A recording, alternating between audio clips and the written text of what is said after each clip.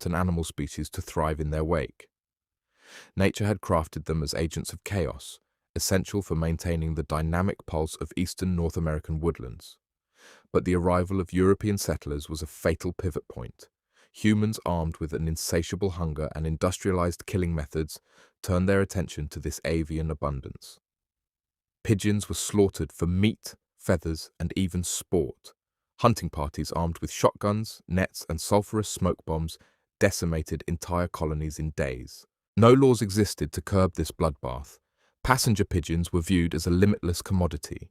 Commercial hunters harvested them by the trainload, shipping tons of meat to urban markets where pigeon pie became a poor man's delicacy. The telegraph and railroads, the symbols of human progress, became instruments of ecological doom, allowing hunters to track and exploit nesting colonies with ruthless efficiency. Yet it wasn't just the relentless slaughter that spelled doom.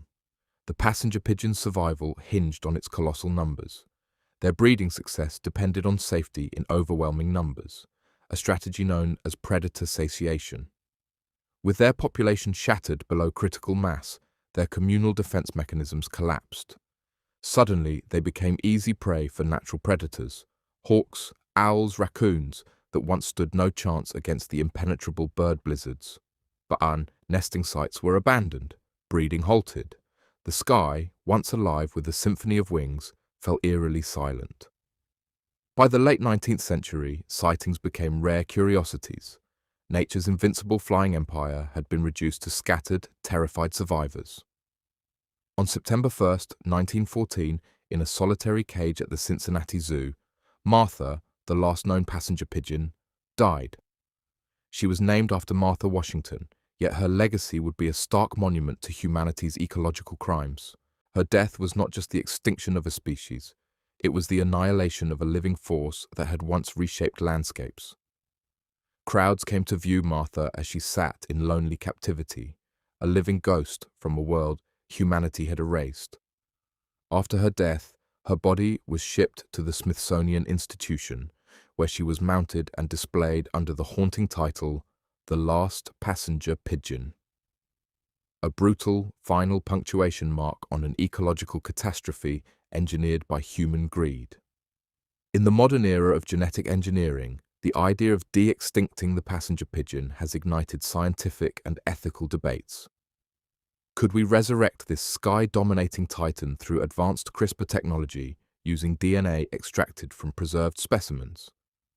Projects like Revive and Restore aim to bring back ecological analogues of the passenger pigeon, but would a lab-created flock ever recapture the ecological thunderstorm that once roared over the American landscape? Or would it be a hollow echo of a once mighty species, a genetic Frankenstein unfit for a world ravaged by habitat loss and climate change? The resurrection of the passenger pigeon is not just a question of science, it's a moral mirror reflecting our responsibilities as architects of extinction. The annihilation of the passenger pigeon was a perfect storm fueled by industrial greed, ecological ignorance, and technological advances that transformed hunting into genocide. The telegraph allowed hunters to track flocks in real time.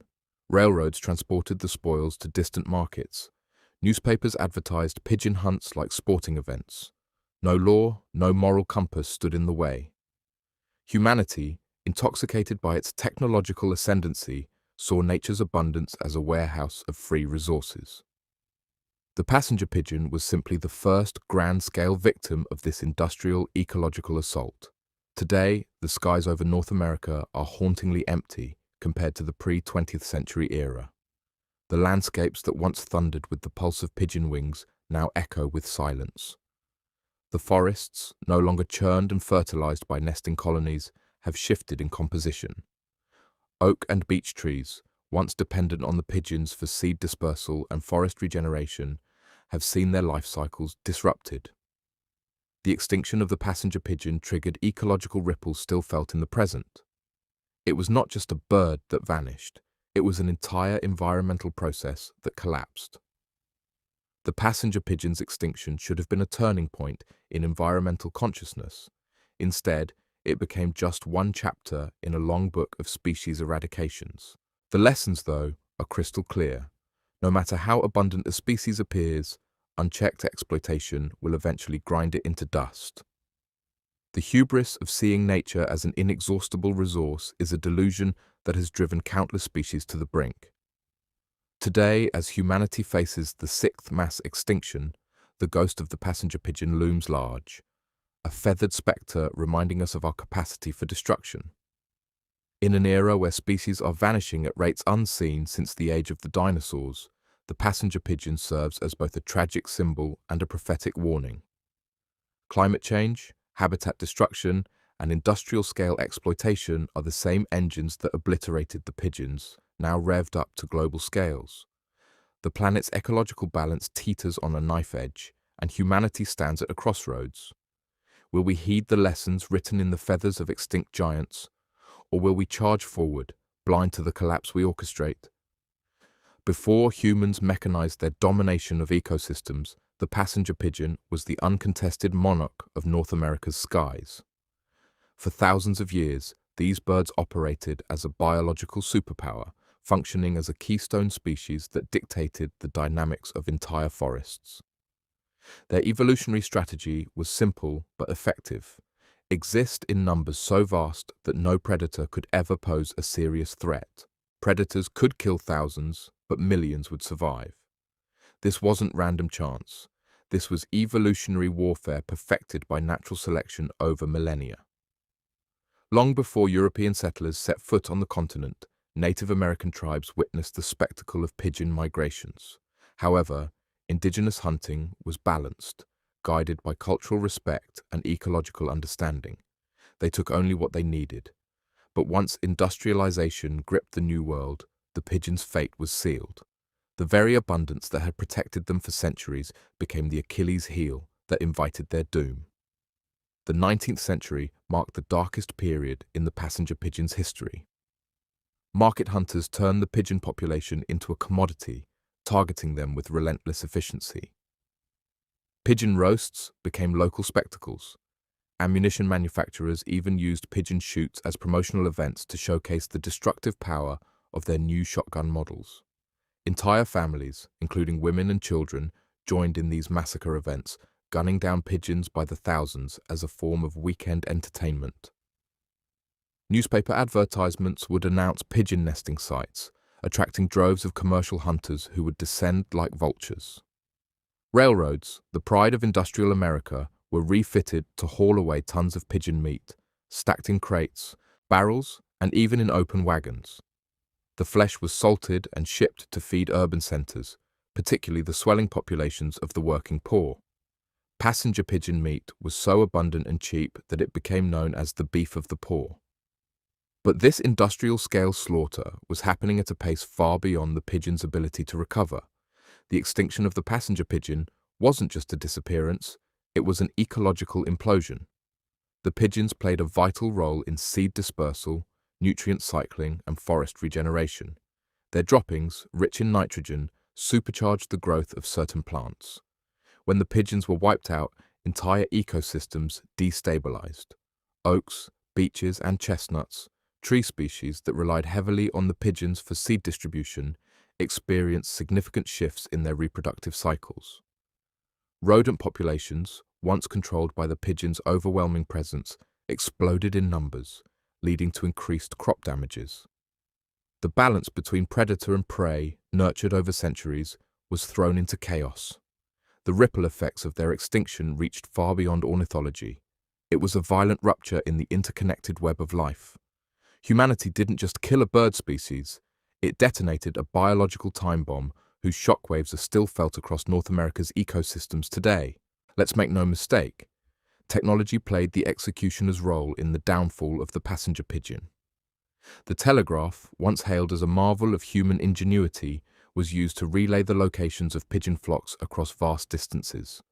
Hunters, alerted by these messages, could mobilize swiftly, converging on nesting sites with brutal precision. Railroads, expanding like the veins of a mechanized beast, transported hunters to remote pigeon territories and brought back cartloads of slaughtered birds to fuel urban appetites. Even the tools of the kill evolved. Shotguns were loaded with pigeon shot, a specialized ammunition designed to maximize carnage. Hunters would fire blindly into the sky, knowing that the density of the flock ensured a successful hit. Nets capable of ensnaring hundreds of birds in one sweep were deployed across nesting trees, while sulfur fires and smoke bombs choked the pigeons out of their roosts, making them easy pickings. Technology, meant to elevate civilization, became the machinery of avian genocide. Historical records describe nesting colonies so vast that they covered 850 square miles. That's larger than the city of London. One account from 1871 in Wisconsin detailed a nesting site that was 125 miles long and 8 miles wide. Trees buckled under the weight of nesting birds, and forests were reshaped in the aftermath. The ground would be littered with broken branches, crushed eggs, and droppings that piled up several feet deep. Observers spoke of the air being thick with the smell of guano, the sound of constant cooing, a relentless background hum that never ceased. To see a passenger pigeon colony in full force was to witness a biological phenomenon of planetary scale. These weren't just large gatherings, they were mobile biospheres that temporarily transformed entire regions into avian-dominated ecosystems. No predator, no natural disaster had ever put a dent in their dominion, until humans, in their arrogance, decided to take aim. Despite the obvious signs of decline, the scientific community of the 19th century largely failed to intervene. Early conservation movements were embryonic, lacking the political clout or societal support to challenge commercial hunting interests. Ornithologists sounded alarms, but their warnings were drowned out by industrialists who saw nature as a boundless resource to be harvested. Lawmakers dismissed the notion that a species so abundant could ever be at risk. It wasn't until the passenger pigeon population had plummeted to catastrophic lows that public concern began to simmer. But by then, it was too late. Conservation legislation that could have saved them, like hunting restrictions or protected sanctuaries, came years after the last viable breeding populations had been destroyed.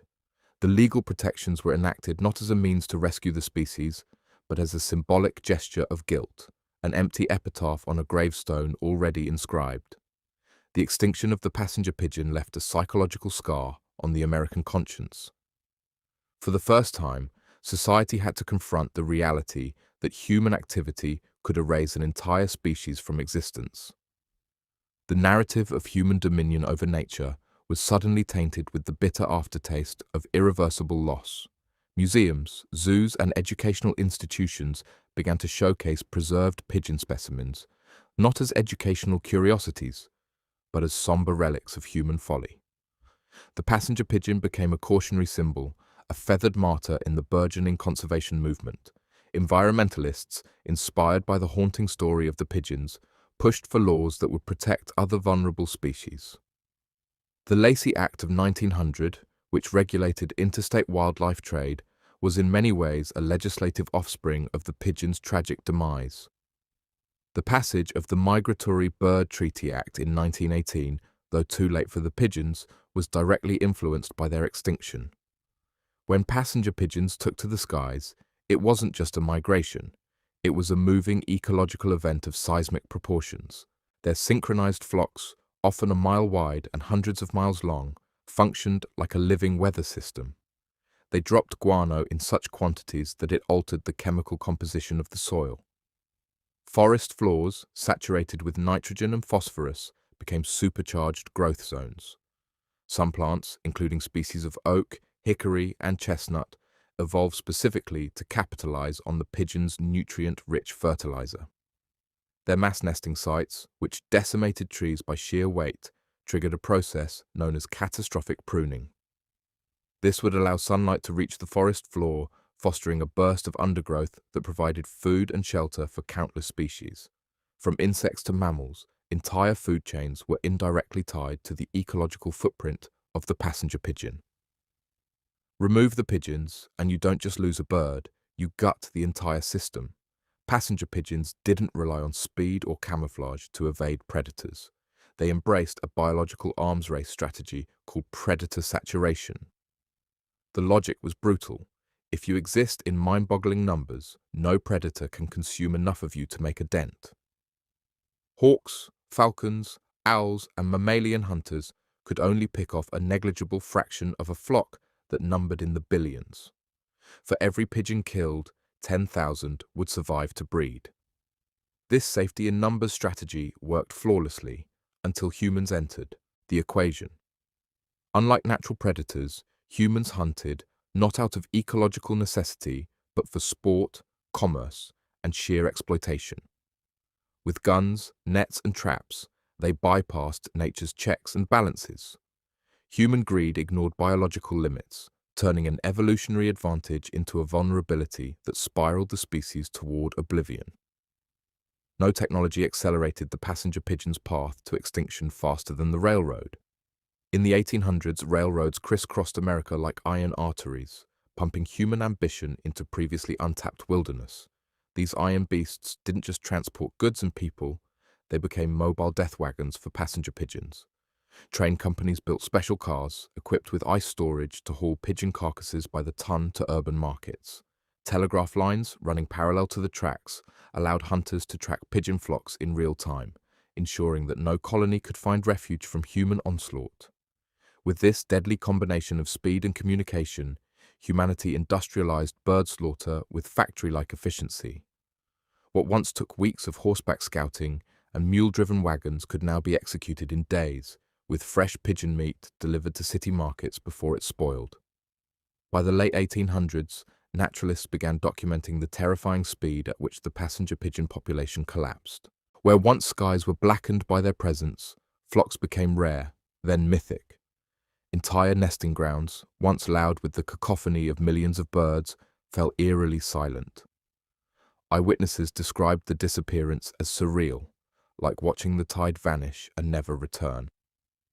In 1878, the last large nesting colony was recorded in Petoskey, Michigan. Within just 3 days, professional hunters slaughtered over 50,000 pigeons per day until the colony was wiped out. No juveniles survived to maturity.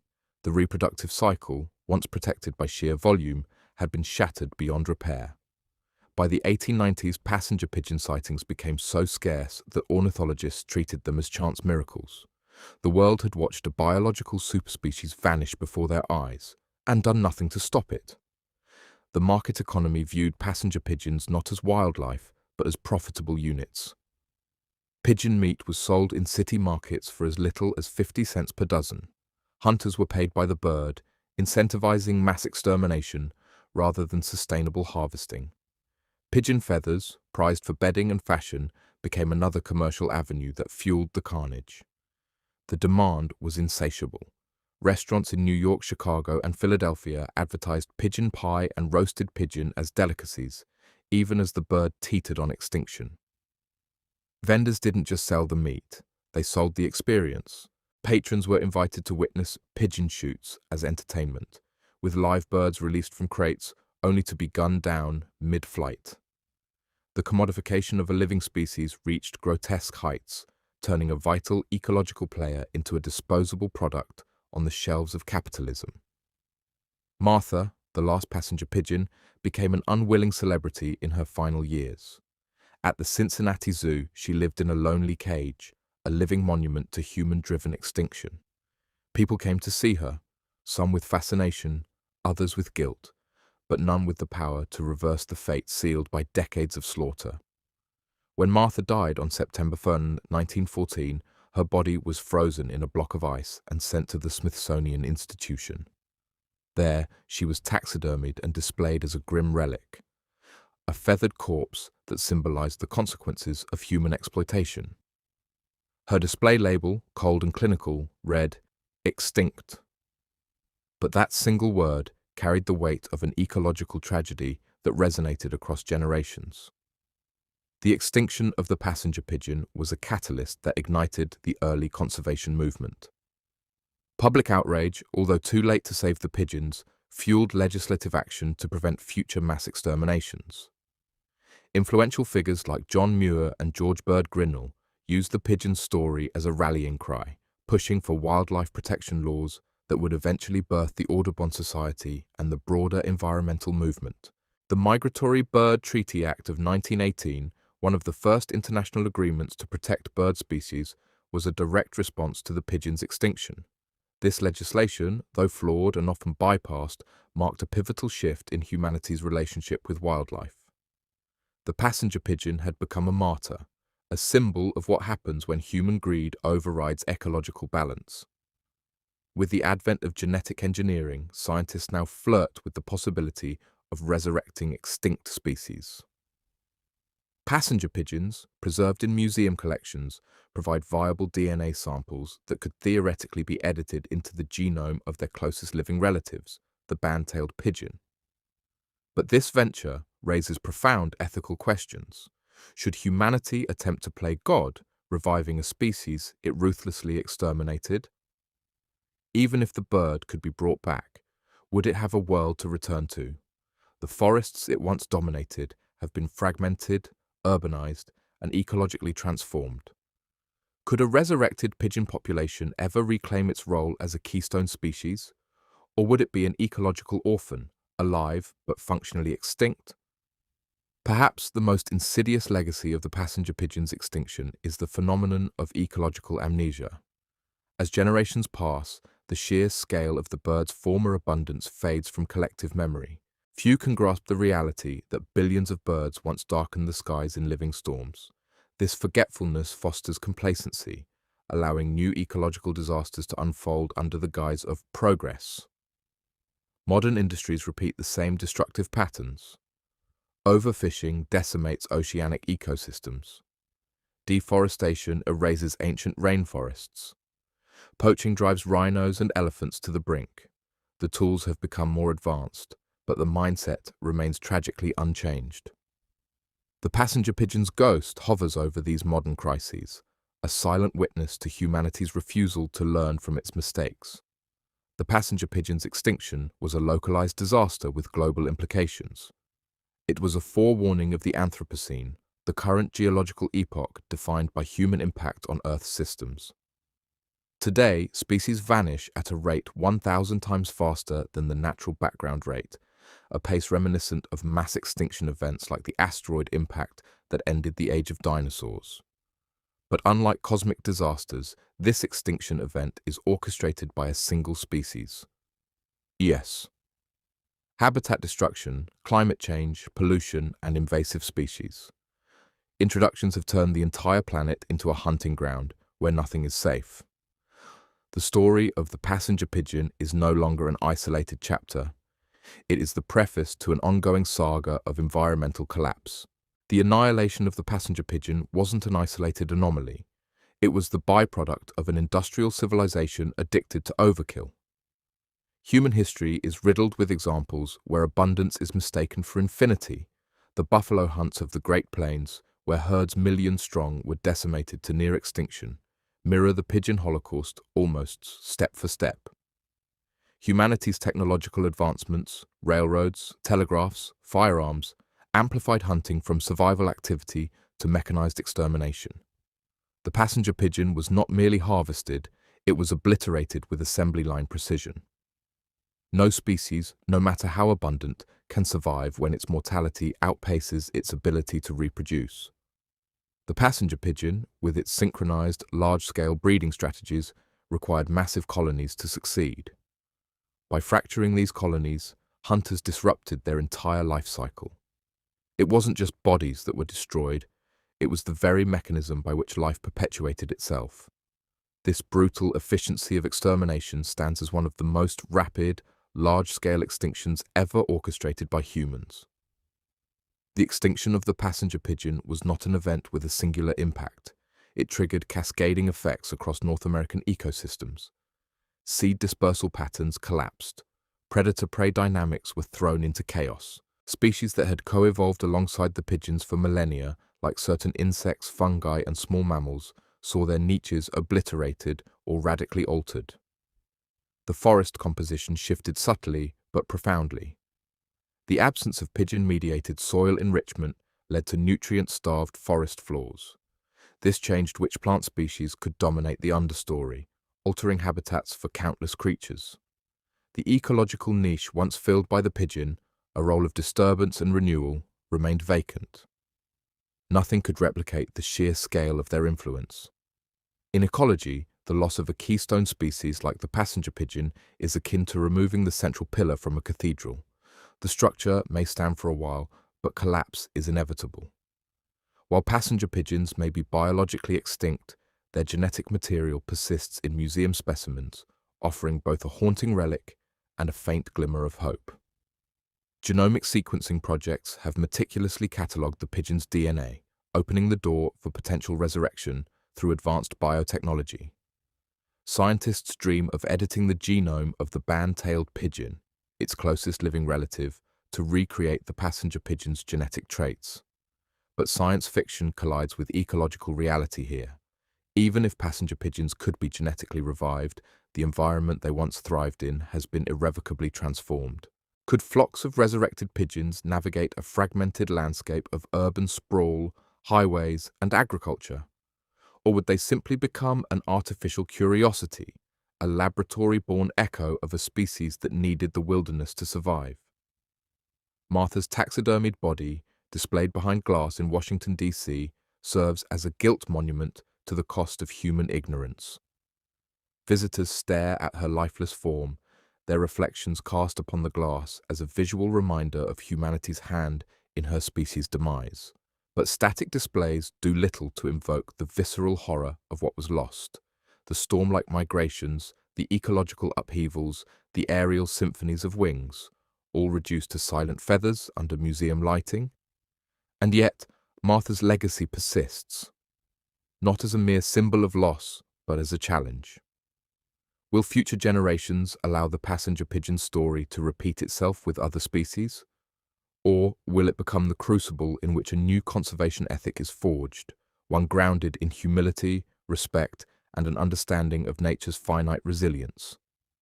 Scientists now agree that Earth is undergoing its sixth mass extinction, a biological crisis driven not by cosmic impacts or volcanic cataclysms, but by the relentless expansion of human activity. The passenger pigeon story, once a North American tragedy, has become a global omen. Coral reefs bleach into ghost towns. Rainforests fall under chainsaws. Iconic megafauna like elephants and tigers teeter on the edge, their numbers dwindling under the same human pressures that erased the pigeons. The mechanisms haven't changed, only the scale has expanded. Overconsumption, habitat destruction, climate change, and unchecked exploitation form the pillars of this extinction age. The pigeons were merely the first in a long line of casualties. Their ghost now flocks invisibly across the globe, a spectral warning that no species is immune to human indifference. Humanity now stands at a paradoxical crossroad. The very technologies that accelerated extinction could, in theory, become tools of redemption. Satellite monitoring, AI-driven conservation analytics, genetic engineering, and habitat restoration technologies offer unprecedented capabilities to safeguard biodiversity. But technology is a double-edged sword. Without a fundamental shift in ethical and ecological priorities, these tools will serve as nothing more than band-aids on a hemorrhaging planet. The question isn't whether we can bring back passenger pigeons through de-extinction. It's whether we have the collective will to stop driving species into extinction in the first place. The allure of technological solutions must not blind us to the root problem, humanity's pathological tendency to consume without foresight. The extinction of the passenger pigeon transcends data and statistics. It is an emotional scar on the human psyche. To grasp the full magnitude of their loss is to acknowledge our own capacity for short-sighted destruction. It is to reckon with the fact that beauty, abundance, and ecological harmony can vanish in the face of greed. The passenger pigeon is more than a cautionary tale. It is a mirror held up to civilization's face, reflecting both its achievements and its failures. Artists, writers, and environmentalists have since tried to resurrect the pigeons through poetry, paintings, and documentaries, but no artistic rendering can truly capture what it meant to stand beneath a sky alive with billions of synchronized wings. That reality is gone, a vanishing so absolute it sears the soul. The fate of the passenger pigeon forces a fundamental question upon us. What kind of ancestors will we be? Will future generations inherit a planet rich with life, or will they walk through silent forests, reading plaques about species that once were? The pigeons offer a stark narrative of cause and effect, of how abundance can breed complacency and how ignorance can weaponize technology into instruments of extinction. Their story isn't finished. It reverberates in every conservation effort, every species teetering on the edge, every ecosystem gasping under human pressure. The legacy of the passenger pigeon is ours to shape. We can choose remembrance without action, or we can ignite a renaissance of ecological stewardship that ensures no species meets their fate again. The skies once thundered with the life force of passenger pigeons, a living blizzard of wings that shaped forests, sustained ecosystems, and left human witnesses in awe. Today, that sky stands as a hollow echo of what it once was, a canvas robbed of its most spectacular brushstroke.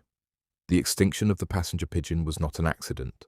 It was a calculated, systematic erasure, a warning siren that humanity must never ignore. If the pigeon's story teaches us anything, it is this. Extinction is not just about the loss of a species. It's about the collapse of systems, the shattering of balances, and the forfeiture of irreplaceable beauty. Whether we heed this lesson will define the fate of every species teetering on the edge in the Anthropocene. The passenger pigeon is gone. Their sky is now our mirror, and what we see reflected will depend on the choices we make today. Beneath the waves, where the sunlight flickers like whispers on water, there drifts a creature so elegant, so timeless, it seems more like a dream than an animal. The jellyfish. It floats not with purpose, but with poetry, an ancient ballet of translucent beauty, twirling gently through the sea. Without bones, without a brain, without a heart, yet still, it lives, it breathes, it glows. A soft-bodied spectre from the dawn of time, the jellyfish is as mysterious as the deep blue it calls home. Long before dinosaurs ever thundered across the land, long before birds took flight or trees stretched into the sky, jellyfish ruled the oceans. For over 500 million years, they have glided through saltwater realms, unchanged and unchallenged. These ageless travelers are some of the oldest multicellular life forms on Earth. They've watched the rise and fall of empires, survived mass extinctions, and witnessed the silent shifting of continents. Evolution did not forget them. It simply had no need to change what was already a masterpiece. To gaze upon a jellyfish is to see liquid magic. Their bodies shimmer like moonlight spilled across the ocean, soft and glowing with an unearthly luminescence. They are nearly 95% water, delicate as lace, shaped like inverted umbrellas that pulse and propel them forward without effort. Their tentacles trail behind like ribbons of silk in a slow-motion breeze, each one laced with stinging cells known as cnidocytes, nature's elegant defense mechanism. They don't walk, they don't chase, they simply float, and the world moves around them. Jellyfish are not navigators. They do not decide where to go. Carried by currents and tides, they move with the ocean, surrendering completely to its will. This passivity is not weakness, it is wisdom.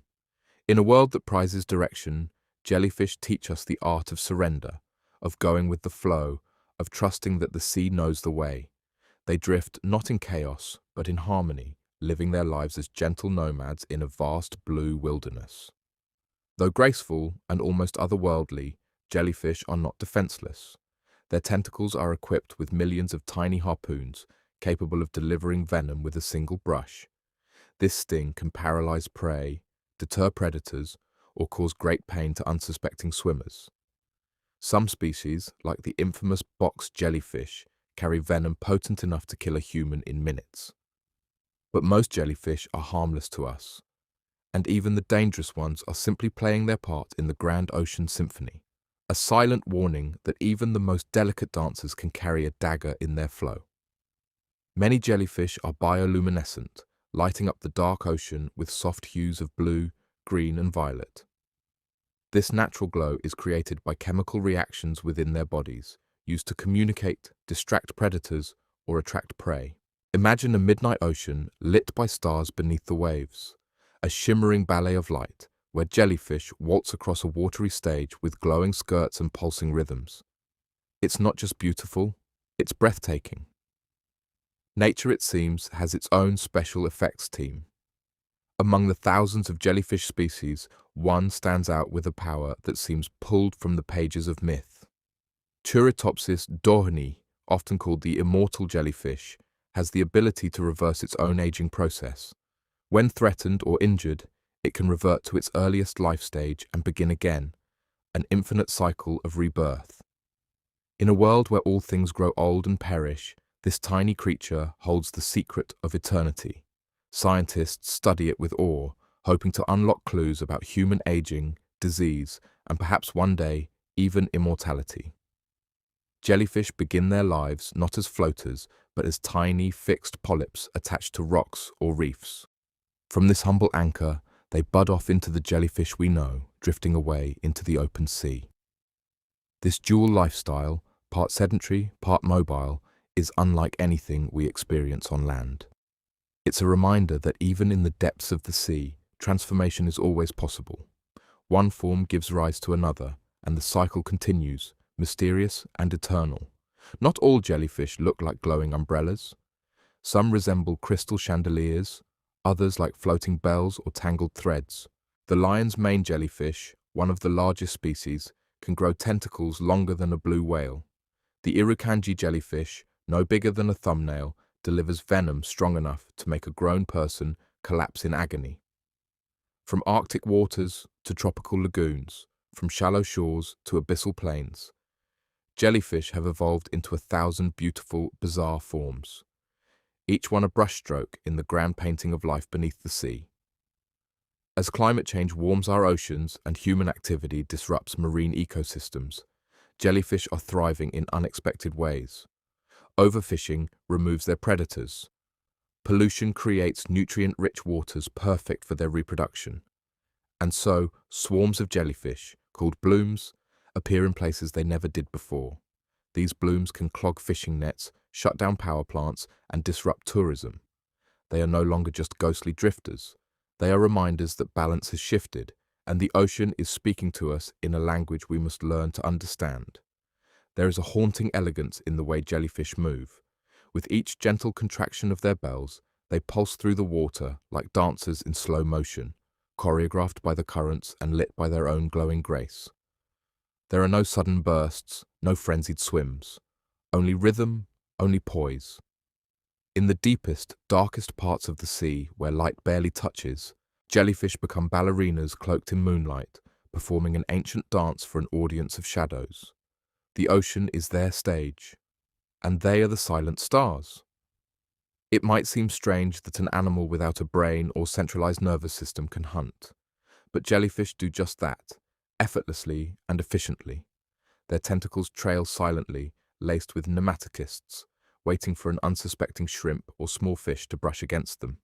The sting is swift, the prey is stunned, and the jellyfish, guided by chemical and sensory cues, reels in its catch. They don't see with eyes. They feel the world, sense vibrations, follow the flow. It is hunting, not with rage or cunning, but with patience, sensitivity, and grace. Jellyfish feed mostly on plankton, small fish, crustaceans, and other soft-bodied creatures. Some species are filter feeders, drawing in water and capturing prey as it passes through their arms. Others are more aggressive, letting their long, venomous tentacles drift outward like a living net. What they eat, they consume whole. There is no chewing, no tearing. Prey enters through the mouth, located underneath the bell, and is digested within their central cavity. It's a quiet, unassuming kind of predation, swift, efficient, and all carried out in the stillness of the sea. Bioluminescent jellyfish are nature's most poetic communicators.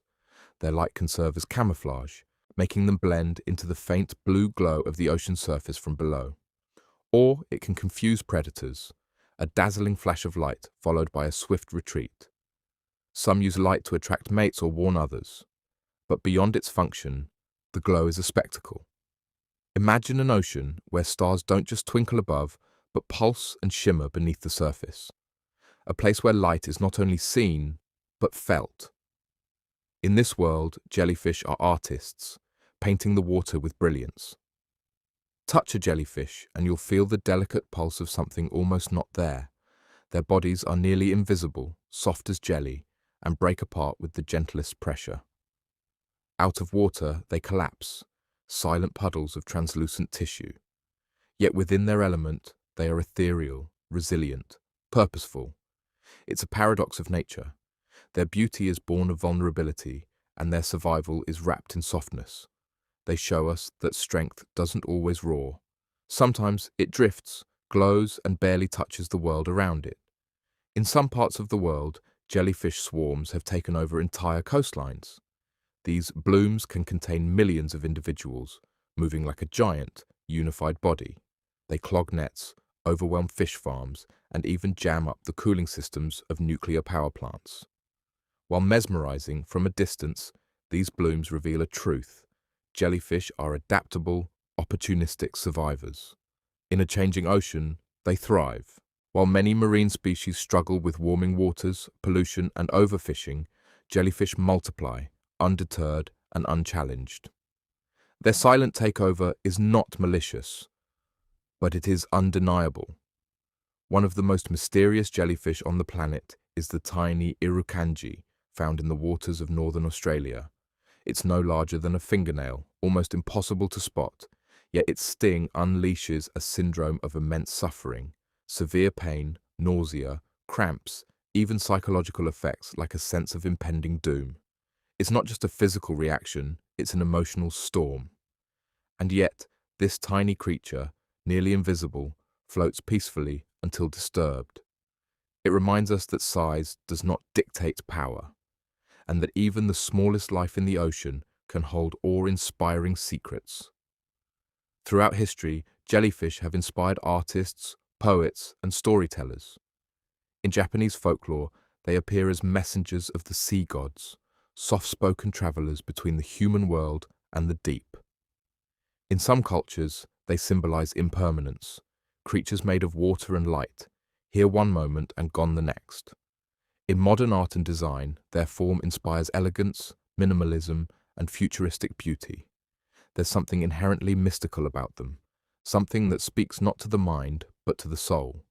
To see a jellyfish is to witness the ocean dreaming. Though jellyfish seem solitary and passive, they are deeply woven into the marine food web. They are both predators and prey. Sea turtles, especially leatherbacks, thrive on a jellyfish diet, immune to their stings. Some fish, crabs, and even seabirds feast on jellyfish during blooms. But their role doesn't stop there. When jellyfish die, their bodies sink and feed deep-sea organisms. Their drifting eggs and larvae nourish plankton. Their presence influences the behavior of other species. They are more than floaters. They are threads in the delicate fabric of life. Some jellyfish live not near the surface, but in the ocean's twilight zone, between 200 and 1,000 meters deep. Here, sunlight fades into darkness, pressure builds, and life glows with strange colors. In this surreal realm, jellyfish become otherworldly. Some species are nearly transparent, others pulse with crimson and blue light. Their arms trail for meters behind them, like wandering ghosts. Few humans have ever seen these creatures in their natural habitat, but underwater ROVs and submarines have captured their mesmerizing displays, a silent performance beneath the reach of day. Jellyfish reproduction often aligns with the lunar cycle. Many species release eggs and sperm during full moons, allowing tides and moonlight to guide their offspring's journey. It's as if they are synced with the rhythm of the cosmos, dancing to a beat written not in time, but in tides. This connection to the moon adds a spiritual note to their existence, painting them as moon-kissed children of the sea. Each birth is not random, but a celestial event, whispered into being by moonlight and waves. Despite the dangers posed by some jellyfish, our fascination with them only grows. Public aquariums dedicate entire halls to their hypnotic presence. Artists create sculptures and lights inspired by their forms.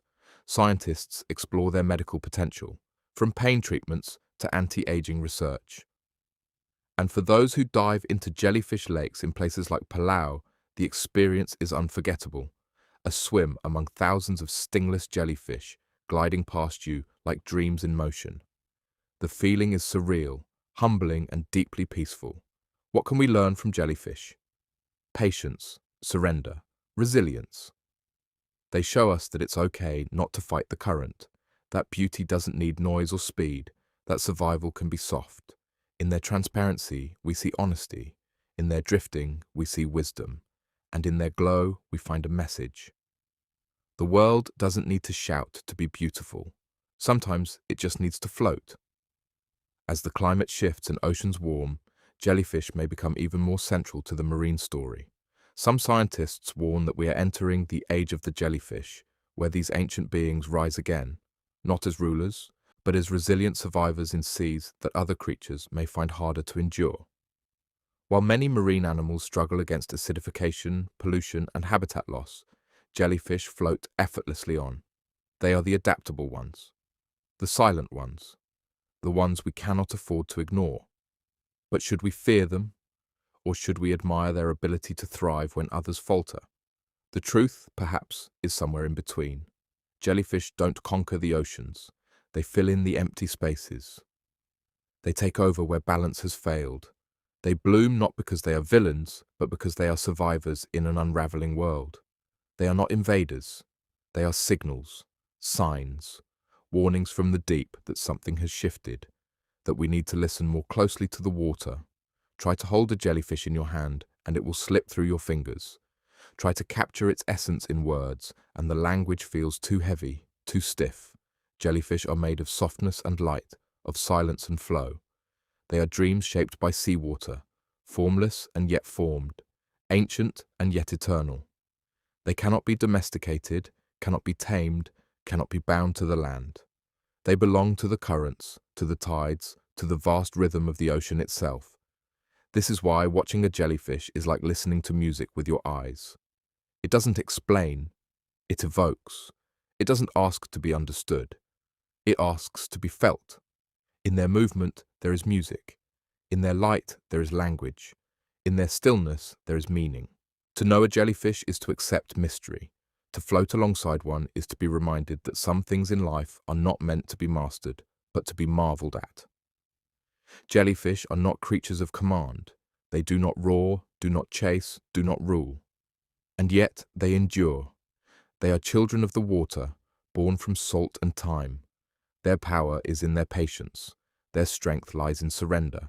And while the world spins above, full of speed and steel and fire, jellyfish remain below, soft, slow, steady. In this way, they are teachers. They whisper of another way to live, one where presence matters more than pressure, one where being still is not weakness, but wisdom, where going with the flow is not giving up, but growing. In the jellyfish's slow, glowing dance, we see a version of ourselves untouched by urgency, a version that remembers how to breathe, how to drift, how to trust the tide.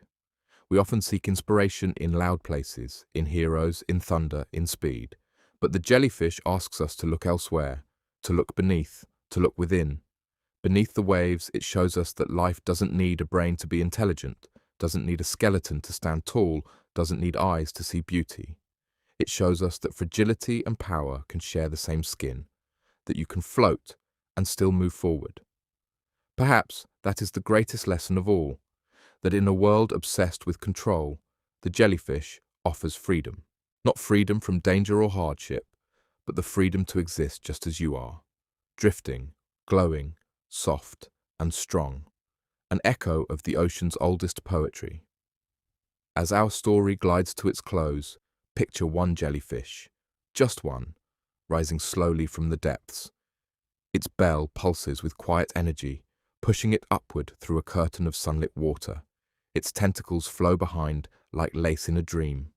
Around it, the sea is still. The world holds its breath. It is alone, yet it is part of something greater. It is fragile, yet it has outlived empires. It is simple, yet it holds the secrets of time. This is the jellyfish, a ghost, a light, a whisper of life. And even now, as it disappears into the deep, the sea remembers its touch. And we are forever changed by the beauty of its silent passage. If you ever stand at the edge of the sea, gazing into the mysterious blue, remember this drifting dancer beneath the waves. The jellyfish, soft as a sigh, gliding with grace, ancient as the ocean itself. It does not seek applause. It does not need your praise, but it offers you something greater, a moment of wonder, a breath of calm, a story from a world without noise. The jellyfish does not roar to be remembered. It simply floats, and in that silence, it becomes unforgettable.